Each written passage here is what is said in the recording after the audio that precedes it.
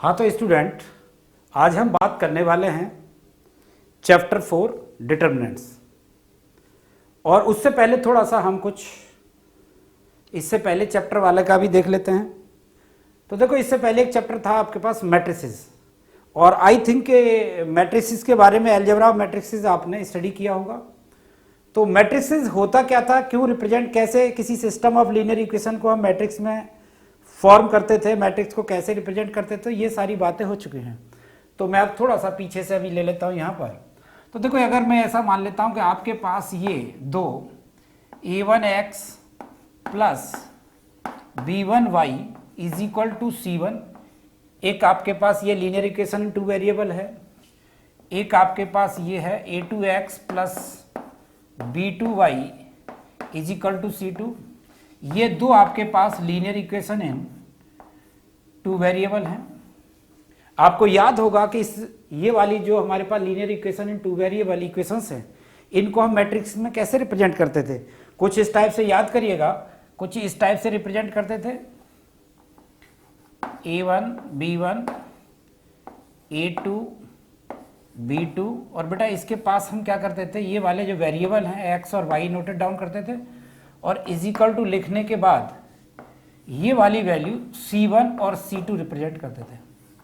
याद करो आप 10th में, अगर मैं आपसे ये कहता कि ये जो लीनियर इक्वेशन आपको दी गई है, इसका सॉल्यूशन कैसा होगा, यूनिक होगा या इन्फाइनाइटली मैनी होगा या फिर इसका कोई सॉल्यूशन नहीं होगा, तो आपको याद होगा कि एक 10th में आपने एक कंसेप्ट पढ़ा था कि अगर हमें किसी दो लीनियर इक्वेशन का ये पता करना हो कि ये गिवन इक्वेशन का सॉल्यूशन यूनिक होगा या नहीं, तो सिंपल वे में हम क्या करते थे, यहां से a1 अपॉन a2 निकालने की कोशिश करते थे, फिर हम क्या करते थे b1 upon b2 find out किया करते थे, और अगर उनमें ये वाला रिलेशन आ जाता कि a1 upon a2 is not equal to b1 upon b2, तो हम कह दिया करते थे कि भाई ये दोनों जो लीनियर इक्वेशन है इनका सॉल्यूशन यूनिक होगा, यही कहते थे। और हम कुछ इसको इस टाइप से भी लिख सकते हैं अब यहां से कि a1 b2 minus a2 b1 does not equal to 0, तब हम ये कहते थे भाई इसका सॉल्यूशन कैसा आ जाएगा, यूनिक सॉल्यूशन आ जाएगा। अब यहां पर हमारे पास में ये कंडीशंस थी, जिस कंडीशन के आधार पर हम ये बता देते हैं कि सिस्टम ऑफ लीनियर इक्वेशन जो दी गई हैं उसका सॉल्यूशन कैसा आएगा, है ना, कंसिस्टेंट, इनकंसिस्टेंट, ये बहुत सारी बात हुई हैं। अब यहां पर हम ये देखने की कोशिश करेंगे कि जो स्क्वायर मैट्रिक्स हमने स्टडी की हैं इससे पहले वाले चैप्टर में, उस स्क्वायर मैट्रिक्स का कैसे हम डिटरमिनेंट्स फाइंड आउट करेंगे और उसके लिए क्या क्या रूल रेगुलेशन है उनकी बात कर लेते हैं। तो देखो, स्क्वायर मैट्रिक्स की बात करें, मैं आपको पहले बता देता हूं बिल्कुल क्लियर, जब भी हम डिटरमिनेंट्स की बात करेंगे तो एक चीज अपने जेहन में रखें, अपने ब्रेन में रखें, अपने दिमाग में रखें कि जो मैट्रिक्स दी गई होगी उसकी एक न्यूमेरिकल वैल्यू आ जाएगी, और वो न्यूमेरिकल वैल्यू को ही हम यहां पर नाम देंगे डिटरमिनेंट्स। तो मैं अब बात कर लेता हूं 1 बाई 1 की। आपके पास में 1 ऑर्डर का डिटरमिनेंट्स फाइंड आउट के लिए आ सकता है, 2 ऑर्डर वाली जो स्क्वायर मैट्रिक्स हैं उसका डिटरमिनेंट्स के लिए फाइंड के लिए आ सकता है आपसे, और 3 बाई 3 मैट्रिक्स जो होंगी उनके डिटरमिनेंट्स की भी आपसे वो पूछ सकते हैं कि कैसे डिटरमिनेंट्स फाइंड आउट करेंगे। तो सबसे पहले बात कर लेते हैं हम एक स्क्वायर मैट्रिक्स, मान लीजिएगा ए मैट्रिक्स है ये, और इसका ऑर्डर ये 1 बाई 1 का है, तो जनरल फॉर्म में तो हम ऐसे लिख देते थे इसको, और यहां पर 1 बाई 1, तो ये वाला जो एलिमेंट है इसमें सिंगली एलिमेंट होगा चूंकि 1 बाई 1 है। तो इसका कैसे डिटरमिनेंट्स फाइंड आउट करते हैं, तो मैं आपको बता देता हूं, ये अभी हम थोड़ी देर बाद देखेंगे। अब मैं यहां पर एक सेकंड ऑर्डर की डिटरमिनेंट्स ले लेता हूं, उसका भी जर्नल हम लिखते थे तो लिखते तो ऐसे ही थे, इस वे में हम यहां 2 बाई 2 और कर देते थे। एक अगर थर्ड ऑर्डर की बात करूं मैं मैट्रिक्स की, तो उसको ले लूं तो उसको भी लिखने का टेक्निक तो यही था ना, यहां 3 बाई 3। तो अब कैसे इस मैट्रिक्स का, ये जो हमारे पास मैट्रिक्सेस हैं, 3 मैट्रिक्सेस हैं, इनका ऑर्डर डिफरेंट है। तो पहले तो हम ये समझ लें कि जिस डिटरमिनेंट्स की बात कर रहे हैं वो हम इस वाली मैट्रिक्स का डिटरमिनेंट्स फाइंड आउट करेंगे, फिर इसको देखेंगे, फिर इसको देखेंगे, और एक एक करके कैसे इसका डिटरमिनेंट्स निकालते हैं, और उस डिटरमिनेंट्स को राइट करने का टेक्निक क्या है, और उसकी वैल्यू कैसे फाइंड आउट करते हैं। तो ये सारी बात देख लेते हैं। सबसे पहले मैं बता दूं कि जब मैं बात कर रहा हूं एक स्क्वायर मैट्रिक्स जिसका डिटरमिनेंट्स हमें निकालना है, तो लिखने का तरीका देखिए आप। मैं अगर इसकी बात कर लेता हूं कि मुझे ये जो 1 by 1 ऑर्डर की जो स्क्वायर मैट्रिक्स है इसका डिटरमिनेंट्स लिखना है, तो मैं ऐसे लिख लेता हूं। यहां पर एक टेक्निक ये है कि मैं यहां पर ए के दोनों तरफ 2 वर्टिकल लाइन ड्रॉ कर दूं और इसको बोलूंगा डिटरमिनेंट्स ऑफ ए, और ऐसा भी लिख सकता हूं कि यहां से डी और ये ब्रैकेट में ये डाल दिया सर्कल ब्रैकेट में डिटरमिनेंट्स ऑफ ए। और एक और तरीका है कि यहां पर मैं सिंपल एक ट्राइंगल लेकर के इस टाइप से ये लिख दो, डिटरमिनेंट्स हो गया ये, है ना। तो तीनों में से आप कोई भी लाइक कर लो, मोस्ट प्रोबेबली चांसेस हैं कि आप ये या ये लेके चलेंगे। ये भी बुकों के अंदर बहुत सारा है, तो ऐसा कुछ नहीं है कि हम यही हार्ड एंड फास्ट है सर, यही इसी का नोटेशन रखना है ना, तीनों नोटेशन में से कोई भी ले लेना। तो अब बात कर लेते हैं जो हमारे पास में 1 by 1 मैट्रिक्स का डिटरमिनेंट्स कैसे फाइंड आउट करेंगे। तो मैं एक एग्जांपल के थ्रू आपको समझाने की कोशिश करता हूं। Suppose you have a matrix, ये ए मैट्रिक्स है जो स्क्वायर मैट्रिक्स है, इसका ऑर्डर 1 है। तो ये आपके पास जो मैट्रिक्स है इसका जो अंदर का एलिमेंट है, मैं आपको कॉमन लिख देता हूं, ये मान लीजिएगा 2 है। तो देखो बेटा करना क्या है, इसका डिटरमिनेंट्स निकालना है, तो आपको कुछ करने की जरूरत नहीं है। यहां पर इसमें ए के दोनों तरफ ये वर्टिकल लाइन ड्रॉ करिएगा, और यहां पर ये जो मैंने क्वांटिटी एक स्क्वायर ब्रैकेट के अंदर लिखा था, इसको सिंपली आप ऐसे कर दीजिएगा +-2, और यहां पर ये आंसर आ जाएगा +-2। तो मैंने यहां पर +-2 ऐसा लिखा है, इसलिए लिखा है। ये मत समझ लेना कि ये वाला जो 2 वर्टिकल लाइन है, ये लाइन किसी मॉड्यूलस को इंडिकेट कर रही है, ये मॉड्यूलस को इंडिकेट नहीं करेगी, क्योंकि यहां पर जो मैट्रिक्स हम जो यूज करने जा रहे हैं, ये मैट्रिक्स, इसमें सारी वैल्यूज रियल वैल्यूज होंगी, है ना। तो हम रियल वैल्यूज के लिए ये जब इस टेक्निक में लिखेंगे तो ध्यान रखिएगा, यहां ऐसा नहीं है कि अगर यहां माइनस कंपोनेंट है, जैसे -2 होता तो तुम -2 लिखते ना।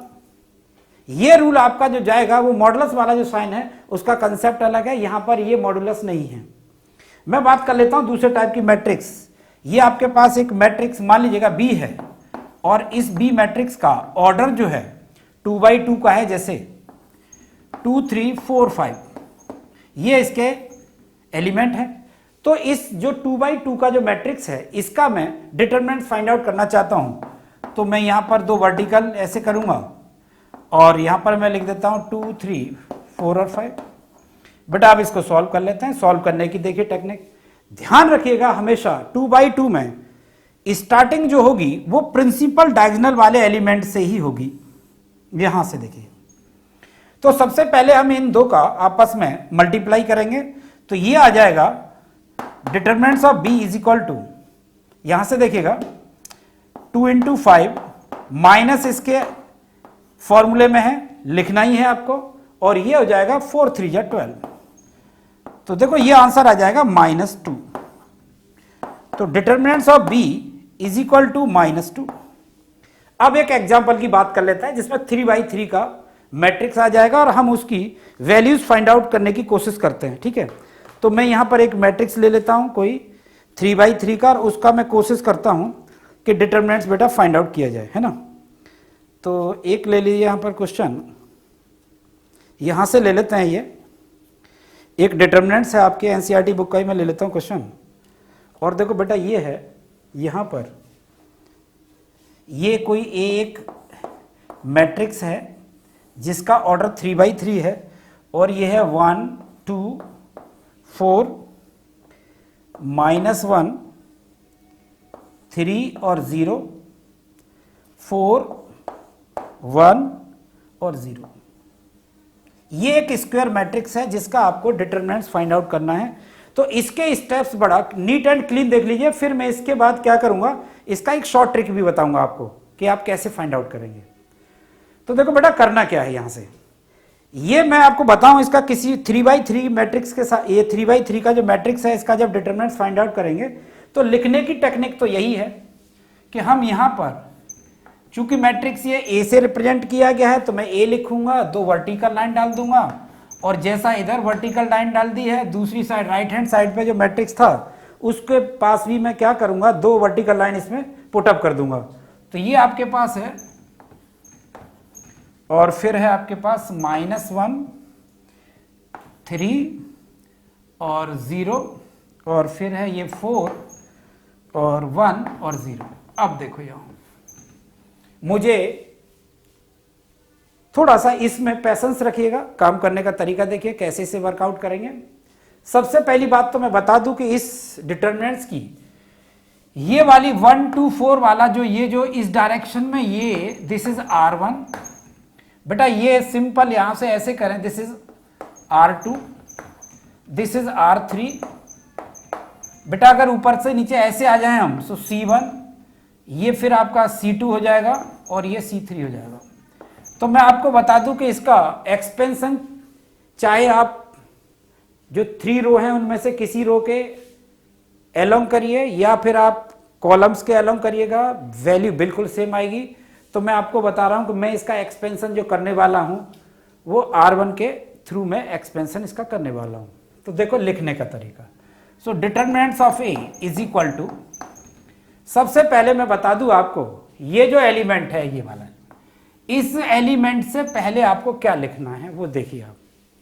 मैं -1 लिखूंगा यहां से, और -1 लिखने के बाद देखो याद करो कि मैट्रिक्स में इस ये वाली जो एंट्री थी ना, ये इसको हम कहते थे A11, सफिक्स में A11। तो A11 में देखो A11 ऐसे लिखते थे ना A11, तो बेटा ये वाला जो नंबर्स है इन दोनों नंबरों को प्लस करो यहां 1 + 1, और ध्यान रखिएगा यहां पर इस रो को पूरी को और इस कॉलम को ब्लॉक करिएगा। तो आपके पास जो डिटरमिनेंट्स बचा वो बचा बेटा 3 0 1 0। उसके बाद फिर से आप यहां पर प्लस का साइन लगाइएगा, -1 रखिएगा। अब चूंकि R1 के थ्रू ये वाला कंपोनेंट है, और यहां पर देखो ये 1 रह गया था, मैं यहां 1 इसको भी रख देता हूं। अब मुझे यहां पर ये -1 का पावर देखिए क्या लगाने वाला हूं। यहां पर ध्यान रखिएगा ये इस कंपोनेंट की, इस एलिमेंट की जो सिचुएशन है वो है A12। तो 1 + 2 और 1 + 2, अब आप यहां पर 2 रखिएगा और फिर ये वाली रो और ये कॉलम पूरा का पूरा ब्लॉक करिएगा। सो -1 0 4 और ये 0। अब देखिए यहां पर एक और अब हमारे पास यहां से आने वाला है, एक एलिमेंट ये और रह गया 4th वाला। उससे पहले मैं यहां पर प्लस का साइन लगाऊंगा और -1 की पावर देखिए, इस एलिमेंट का कोड याद करिएगा A11 A12 A13। तो A13 का क्या मतलब 1 + 3, और वो वाला एलिमेंट 4 यहां पर लिखिए बेटा, और ये वाला कॉलम और ये वाली रो ब्लॉक करिएगा।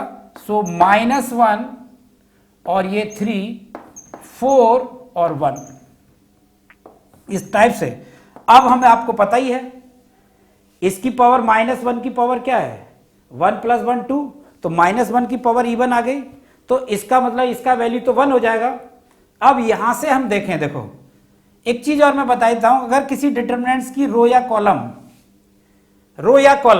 तो यहां पर ये कॉलम 0 0 है तो इसकी वैल्यू 0 हो जाएगी। तो मैं आपको बता देता हूं ये टोटल 0 में कन्वर्ट हो जाएगा। सेम यहां भी सिचुएशन ये आ चुकी है। तो ये जो भी हो यहां पर ये जो भी हो, लेकिन सिचुएशन टोटल जो इसका रिजल्टेंट आने वाला है वो 0 आ जाएगा।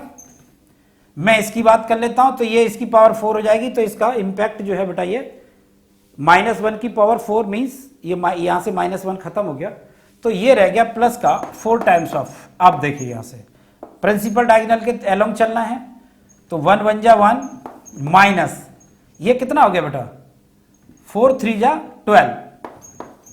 अब जरा देखना ये कितना हो गया, ये आपका 13 हो गया, तो 13 4 जा 52, तो ये माइनस का आपका 52।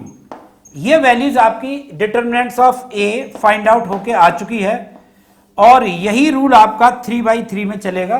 तो इस रूल को आप बहुत बेहतर ढंग से इसको ध्यान रखिएगा।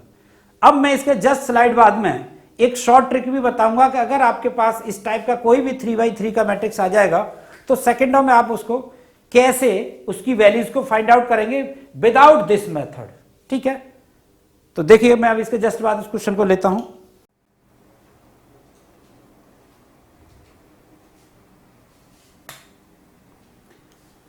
तो देखो बेटा, अब हम यहां पर एक डिटरमिनेंट्स ये है हमारे पास, इसका हम एक शॉर्ट ट्रिक के थ्रू कैसे डिटरमिनेंट्स फाइंड आउट करने वाले हैं वो देखिए।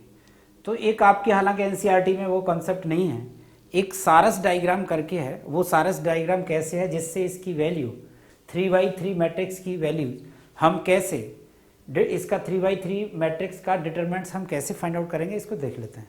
तो सारस डायग्राम में वो कहते हैं कि पहले ये एज इट इज कॉपी कर लीजिए आप। तो मैं एज इट इज कॉपी करने की कोशिश करता हूँ यहाँ से।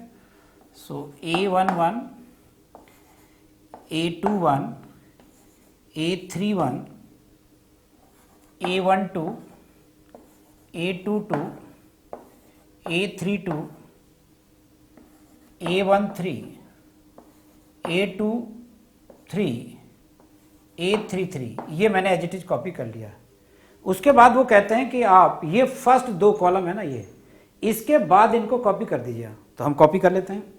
तो यहां से A11, A12 और ये आ जाएगा बेटा आपके पास में A21, A22, A31, A32, इतना आप काम कर लीजिए। और अब आप यहां से प्रिंसिपल डायगोनल को चलिए आप। प्रिंसिपल डायगोनल, तो प्रिंसिपल डायगोनल की बात करें तो हम देखो इस एलिमेंट का इसके साथ मल्टीप्लाई और इन दोनों का प्रोडक्ट हम इसके साथ करेंगे। फिर हम यही सीक्वेंस इसका इसके साथ प्रोडक्ट, फिर इसके साथ प्रोडक्ट, फाइनली इसके साथ प्रोडक्ट और इसके साथ प्रोडक्ट। अब ये वाला रिजल्ट हम यहां रख लेते हैं। तो इन तीनों की देखो प्रोडक्ट क्या आ जाएगी, याद करिए आप। मैं अगर आपसे ये कहूं कि इसकी प्रोडक्ट आ जाएगी, वो आपके पास मिल जाएगी ये A11, A22 और यहां से A33। फिर ये वाला जो प्रोडक्ट इसका जो ये जो डायगोनल है इसकी मल्टीप्लाई क्या आ जाएगी आपके पास, ये आ जाएगी यहां से A12, A23 और A31। फिर इसकी हम प्रोडक्ट ले लें तो ये क्या आ जाएगा हमारे पास में A13, A21 और A32। ये आपस में सबका मल्टीप्लाई है, ध्यान रखिएगा। इसका जो भी रिजल्ट आता है, इसका जो भी रिजल्ट आता है वो आप यहां नोट डाउन कर लें।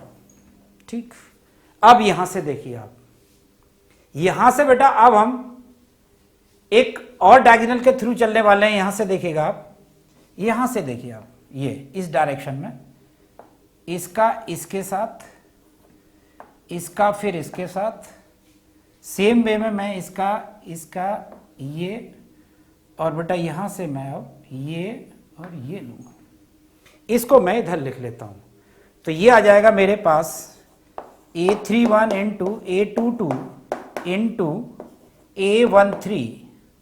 दूसरा लिखूं मैं यहां पर result A32 into A23 into A11। इसका थर्ड का रिजल्ट लिख लूं इस टाइप से, ऐसे चलूंगा बेटा मैं आगे की तरफ ऐसे ना। और ये तो ये तीसरा हो गया मेरे पास A33, A21 और A12। ये जो भी यहाँ का प्रोडक्ट आता है उसको यहाँ मेंशन करें, जो भी प्रोडक्ट आता है यहाँ पे मेंशन करें और जो प्रोडक्ट आता है यहाँ पे मेंशन करें। उसके बाद अगर मैं आपसे ये कहूं कि इसका जो भी सम आता है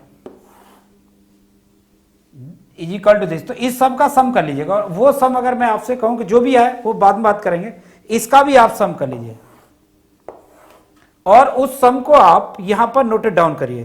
तो ये सम क्या आ जाएगा आपके पास यहां से देखिएगा, ये आ जाएगा आपके पास में यहां से, ये देखना ये आ जाएगा A11 A22 A33 प्लस यहां से A12 A23 A31 plus A13 और ये आ जाएगा A21 A32। ये इसका तीनों के रिजल्ट का मैंने यहां से ये समेशन कर दिया है। और बेटा अब मैं यहां से इसके भी समेशन का एडिशन करूं तो करिए यहां से। तो ये क्या आ जाएगा आपके पास, ये आ जाएगा देखिए यहां से A31 A22 A13 plus A32 A23 A11 plus A33 और ये आ जाएगा A21 और बेटा ये आ जाएगा A12। इस वाले रिजल्ट में से इस रिजल्ट को माइनस कर दीजिएगा। इस टाइप से आपका ये पूरा का पूरा इस डिटरमिनेंट्स की वैल्यूज आ जाएगी, है ना। तो अगर मैं कहूं कि ये रिजल्ट मान लीजिएगा आपका इजिकल टू P है यहां, और ये रिजल्ट अगर मैं कहूं इजिकल टू Q है, तो इस डिटरमिनेंट्स A की जो वैल्यू आ जाएगी, determinants of A is equal to आ जाएगा P माइनस Q। मैं इसी फॉर्मूले का इंप्लीमेंटेशन करके, यहां हो सकता है कि आपकी समझ में ना आया हो, मैं इसी का यूज करके देखो यहां से रिजल्ट निकालने वाला हूं। ये तो आपको पता ही है इसका रिजल्ट, इसका जो आंसर था इससे पहले हमने -52 निकाला था। अब हम ये देखने वाले हैं क्या सारस डायग्राम अपनी जगह पर करेक्ट है, करके देख लेते हैं। तो यहां पर है क्या, उन्होंने ये कहा कि आप एज इट इज इसको कॉपी कर लीजिए। कर लेते हैं यहां से, देखो तो 1 2 4 -1 3 0 4 1 0 और बेटा ये जो कॉलम है इनको बाद में कॉपी कर दीजिएगा यहां। तो ये आ जाएगा आपका 1 यहां से -1 और 4 2 3 1। अब वर्कआउट करने का तरीका देखिए, मैंने कहा ना आपसे वर्कआउट जो आप करने वाले हैं इसका प्रोडक्ट करिए आप पहले। तो 1 इंटू 3 इंटू 0 0 प्लस, फिर आप इसका करिएगा 0, फिर आप इसका करिएगा तो ये आपके पास आ गया -4।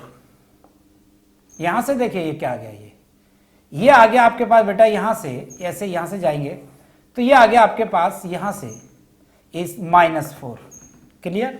चलिए अब आपके पास ये रिजल्ट आ चुका है इधर का। अब इधर का रिजल्ट ले लेते हैं क्या आता है। तो इसमें कहा ना ये आप ऐसे चलिएगा, यहां से ये इसकी करने की कोशिश करते हैं। तो ये कितना आ गया, 4 3 जा 12 4 जा 48, तो ये 48 आ गया। यहां से ये 0 हो गया और बेटा यहां से अगर बात करें तो ये भी रिजल्ट आपके पास 0 हो गया। तो मैंने कहा था ना ये इसको P मान लेना बेटा, मैंने कहा ये जो रिजल्ट आए P मानना और इस रिजल्ट को आप Q मान लेना। तो डिटर्मिनेंट्स ऑफ B जब आप निकालेंगे तो determinants of B is equal to आ जाएगा यहां से P माइनस Q, यहां से ध्यान रखिएगा। So P is equal to -4, minus आपके पास यहां पर है Q क्या है 48। जरा बेटा इसका कैलकुलेट करो -52। तो ये वाला जो मैंने आपको जो टेक्निक बताया है ये प्रूव्ड है और मैं गारंटेड कहता हूं आपके पास अगर इसे 2 से 3 बार आपने कर लिया ना।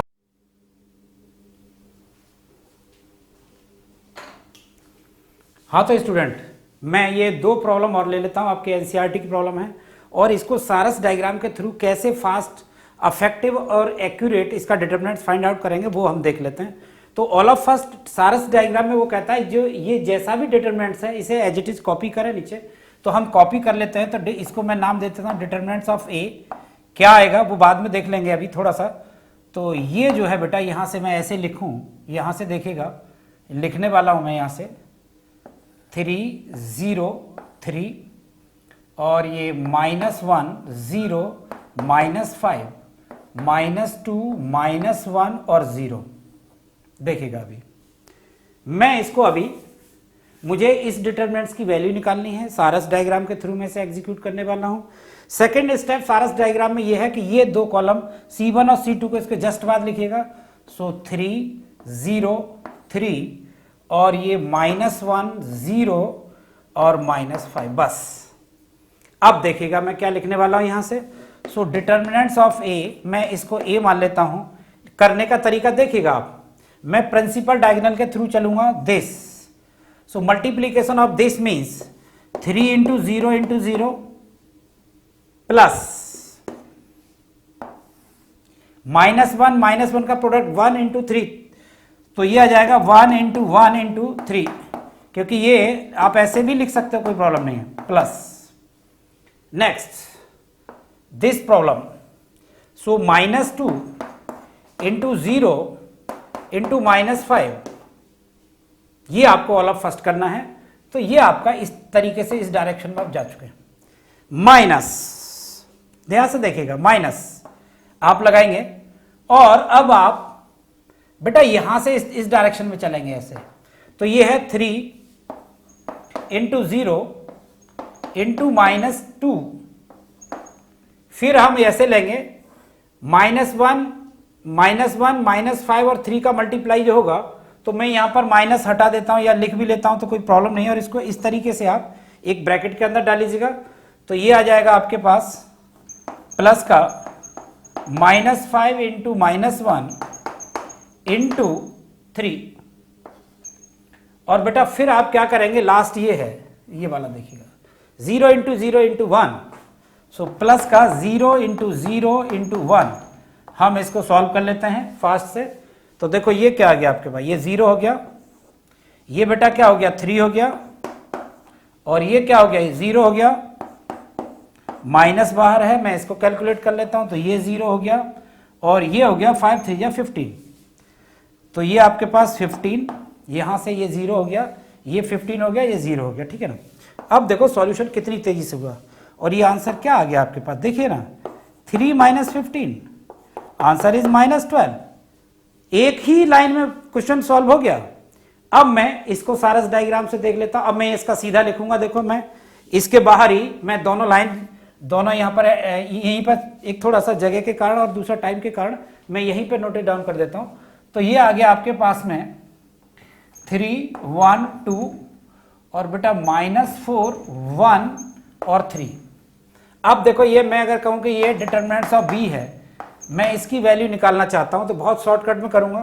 सो determinants of B is equal to, मैंने कहा ना प्रिंसिपल डायगोनल में चलिए, तो ये वाला देखो ऐसे आएंगे आप 3 इंटू 1 इंटू 1, तो ये क्या हो जाएगा 3 प्लस 4 इंटू -2 8, 8 2 जा 16, तो ये प्लस का 16, 5 इंटू 1 5 बन जा 5 3 जा 15, प्लस का 15, माइनस का साइन लगाइएगा। और अब देखिए मैं ऐसे चल चुका हूं, ये आप ध्यान रखिएगा। ये अब मैं यहां से बेटा ऐसे चलूंगा, ऐसे मूवमेंट करूंगा, देखो ये देखिए ये मूवमेंट कर दी मैंने।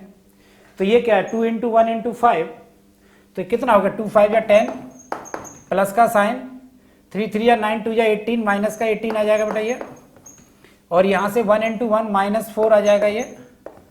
तो जरा देख लेते हैं क्या आने वाला है ये कितना हो गया 19 हो गया, प्लस 15 माइनस, यहाँ से देखिएगा ये क्या कितना रह गया, ये माइनस का 8 और माइनस के 4 माइनस के 12, इसको प्लस करिएगा तो 19 प्लस 15 प्लस का 12।